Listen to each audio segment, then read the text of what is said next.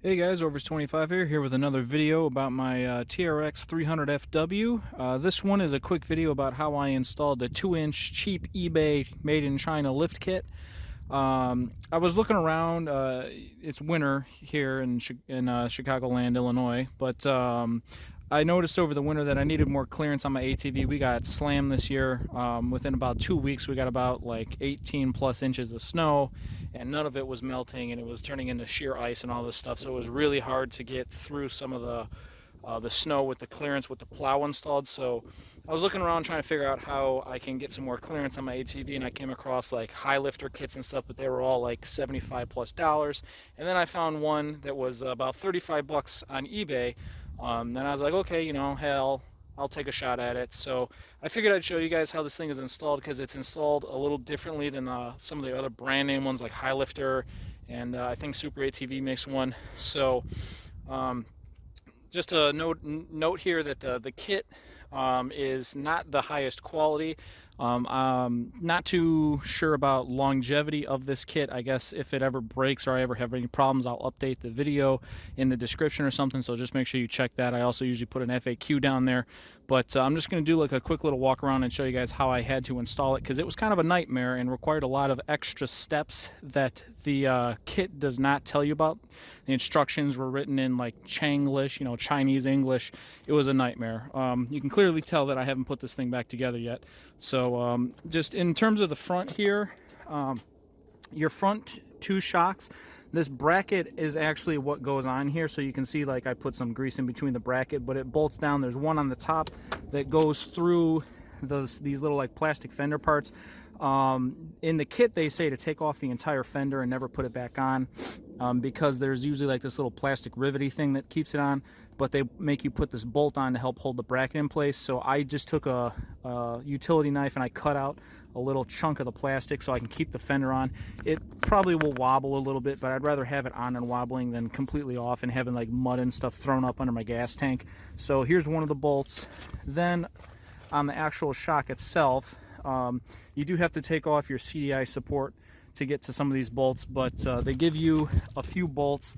So one of them, this is where the shock normally would be. So here's the shock here. It would actually used to be up here, so the bracket goes over it. You put one of the bolts through here with this little like spacer shiv thing. I can't remember what they call it specifically, and I'm having a brain fart right now. But this thing was not properly sized. I had to use an angle grinder and cut it down to size. But you stuff that in there, you put the bolt through, and then you tighten it down. Then you use the original shock mounting bolt through the hole that is 2 inches lower. So here's where it originally would have mounted. Now it's 2 inches lower. So you use the original one and you put it through here, and now your front shocks are about 2 inches lower.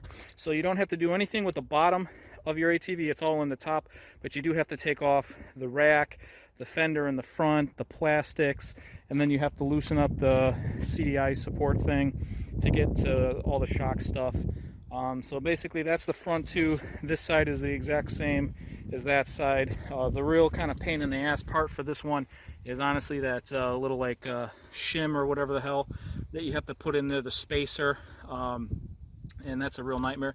I also, it's probably really hard to see, but I put a washer on the back side of the original shock, because when you get this bracket, none of this stuff is well spaced out. So there was like thread exposed and stuff, so I put a washer in there just to kind of keep the threads somewhat more protected and stop the shock from rattling back and forth. So that's another thing that I did, was just stuff a washer in there. Bringing it onto the back, I'll show you how the back was. The back was actually honestly the worst. The front was really easy. The back was a nightmare. And I'm going to try to not block the sun here, but so here's the bracket in the back here. It goes on the bottom side of the rear shock. So there's this bolt that goes from the trailer, like winch hookup point. There's one that comes through the bottom underneath the shock. They give you a 25 millimeter length bolt. I had to increase it to a 30 to get the extra length because I put washers on. The kit doesn't want you to use washers, which I think is really dumb. So I increased it to a 30. I went out to the hardware store and I bought a 30 millimeter length bolt and increased it to that. So now I have a washer on the bottom. In addition, this bracket, while it seats in there, the factory bolt is welded onto the rear axle frame or whatever you want to call it. So I put a washer in between this little bracket that sits down in there. So it's actually kind of like a U, right? So down here is actually the bracket underneath that bolt. It's kind of hard to see here. Get you a better view here, I hope. So here's the bracket, right? So underneath the bracket, there's the original factory bolt that's welded on. I put a washer on top of that because it took me a really long time to figure out how to get this in here properly because it was like misaligned and stuff. I put a washer on top of the nut. I'm using the correct term here. The nut that's welded on to help level out the bracket, because when I would tighten down the nut up here without the washer underneath the bracket, it would pull it like forward, so this bolt would not align properly, and then I couldn't get this bolt through once I tightened this one down. And you have to tighten the bottom one down, because once you put this bolt through, it's impossible to get to this even with like an open-ended socket. So just a little tip there, maybe that'll help solve your problem. But increase the bolt length to a 30, put the 30 through, put the washer on top of the factory welded on nut that's part of the axle, then put this bracket on, then put that nut on the top and tighten it down, and hopefully everything's aligned. Then you can stuff this bolt through, tighten that one down, and then the not so easy part, but it's not really hard either, was for the shock. You have to completely take the shock off, and on either side of the shock you're going to have like a little bit of like metal spacing, because the original shock, you know, metal parts right here, you can see this one's kind of a little bent when I tighten it. I guess I should probably put a washer in there, but anyway, there's more space, so when you put the bracket in, it reduces the space, so you have to grind off the left and the right side of that almost flush to get it to fit in the new one. Then you stuff your original mounting shock bolt through and then tighten that up, and then that's how you get that in there.